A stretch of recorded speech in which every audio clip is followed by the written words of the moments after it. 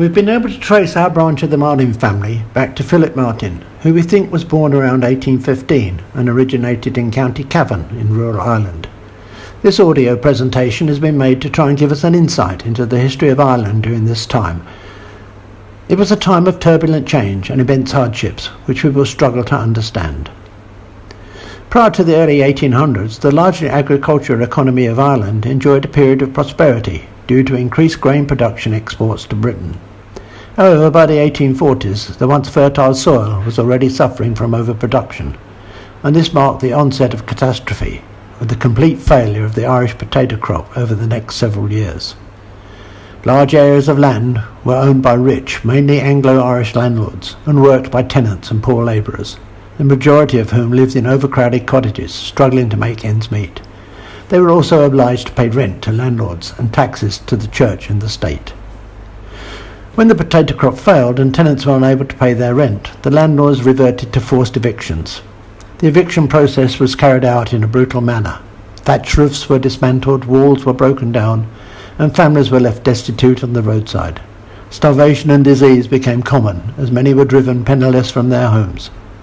The Irish potato famine resulted in one of the most dramatic waves of migration in history. It has been estimated that over 250,000 people were made homeless as a result of evictions during the famine years. So this was the world that Philip and his wife Ali and son James had to deal with in the mid-1800s. We don't know how the family overcame this period of persistent hunger in the face of famine and disease, but we do know that somehow they did survive. We also know that our maternal ancestors, John and Mary Riley, were evicted from their homestead in Lisnahendra, King's Court, in 1892. We don't know if scenes like these occurred in Lisnahendra, but we can imagine what a frightening and distressing scene it must have been for the whole family. In the mid-1800s, James Martin, following his father's death, is head of the Martin family. Having survived the Irish potato famine, James was married to Bridget Carroll and had settled on a farm in the township of Collops. This farm is still there and is known locally as the Tory Bush Homestead. As with Philip Martin, we have no photographs to show us what the family looked like, so we have to use our imagination.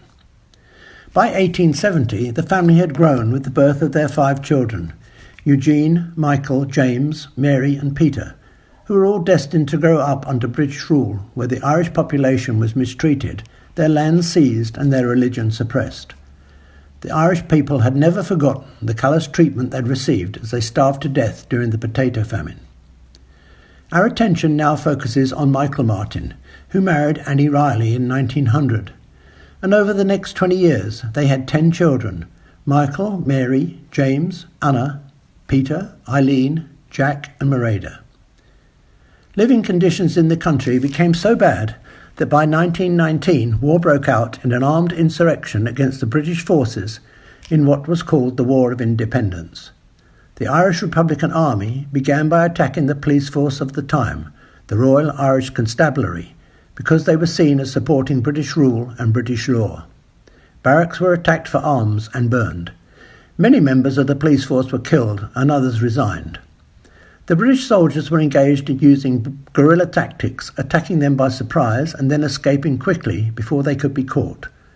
The Martin family did not escape the war. Michael Martin's children, including our immediate ancestors, were in their late teens, and Michael Martin's eldest son, Josie, joined the IRA forces in 1922. Martin family folklore tells us that Josie was wounded, captured, taken to jail, and subsequently escaped. He is said to have evaded recapture by hiding under a small local bridge. He left the IRA in 1924 after serving for just over 2 years. Hostilities ended when a treaty was signed in December 1921, bringing about the new country, consisting of a majority of the Irish counties that was called the Irish Free State, together with a separate area that remained outside of British rule called Northern Ireland. This was not the end of the war, however, as a splinter group of the IRA refused to accept the treaty, insisting on a fully independent Ireland. This resulted in another conflict called the Irish Civil War, with the IRA fighting against the newly formed Free State Army. This conflict caused Irish society to be divided and embittered for generations. The Civil War affected everyone. It tore friends and families apart. The Civil War, won by the pro-treaty Free State Army, ended in 1923. Due to the persistently high unemployment rate amongst young people, another of Michael Martin's sons, James, joined the Free State Army when he was 20, presumably as a way of starting a new life. In the 1840s, the Irish potato famine sent waves of those migrants who could afford passage fleeing from the starvation of the countryside. So harsh were the conditions in Ireland that the effects of the famine continued, with high levels of poverty, disease and unemployment, especially among young people, maintaining the trend of emigration well into the 1970s. Michael Martin and his family were no exception, being fully dependent on declining subsistence farming. When their children, born between 1900 and 1922, left school, they must have become a heavy burden on the family.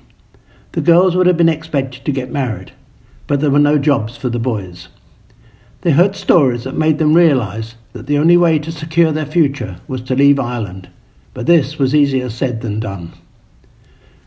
The journey from a small, impoverished village in rural Ireland began by booking a passage to America. Steerage fares in the 1900s were around £5, equal to half the annual income of a labourer, and many of those who wanted to emigrate couldn't find any regular employment in the first place. Without a steady income, saving such a fare could be difficult, if not impossible. Family bonds were strong, however, and many would-be migrants were assisted by those family members who had already settled in America. Surprisingly, King's Court had a train service to Dublin, and it would be interesting to know how many of the local people who emigrated from King's Court used the train as the first step in their journey to a better life.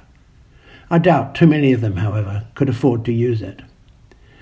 Members of the Martin family were also part of the migration, and in the early 1900s, two of Michael Martin's sons, Joseph and Peter, emigrated to the USA, and another, James, to England when they were relatively young. Several members of the Mockler and Allen families also left for America in the 1960s.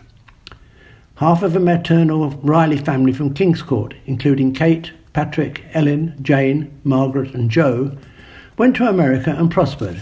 In addition, many of the siblings of both Eugene and James Martin also joined the exodus to America. Most Irish immigrants were virtually penniless when they arrived and were often perceived to be lower class and less hard-working. Nothing could be further from the truth, however, and time would prove the critics very wrong. There's no doubt whatsoever that America provided a welcoming, safe and secure environment for all of them to prosper, thrive and raise families. They were just some of the millions of immigrants who were a testament to the success story of the great American experiment. It took great determination for our ancestors to leave their homes in those far-off days and travel to an unknown future. This quote from the book Black Light by Stephen Hunter is particularly relevant to all of us who benefited from their bravery. His father's single bravest act had been to leave the country and reinvent himself as a city man. On the face of it, quite an accomplishment. No chums, nobody looking out for him, nobody easing his way. A scrawny, poor country boy from an impoverished background, unexposed to any kind of culture whatsoever, almost illiterate. Yet in a single generation he was able to give his son a whole different world, a good education and exposure to ideas, possibilities and stimulations.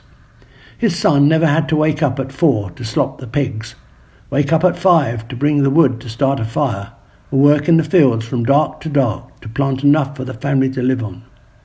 And his son's children were so far removed from him that they couldn't even imagine. So this is the end of this short audio-visual where we have tried to put our Martin family ancestors into their relevant historical context. The Martin family lived through a turbulent period of history in devastating poverty. Despite living through starvation and civil war, they survived, although many were forced by widespread unemployment to leave the country of their birth to seek a better life. Our lives are lived in relative comfort, and we will never be able to comprehend what our ancestors endured. Hopefully, though, we do now have a better idea of what it was like to live in Ireland during the period 1840 to 1925. We can feel indebted to the sacrifices of those who came before.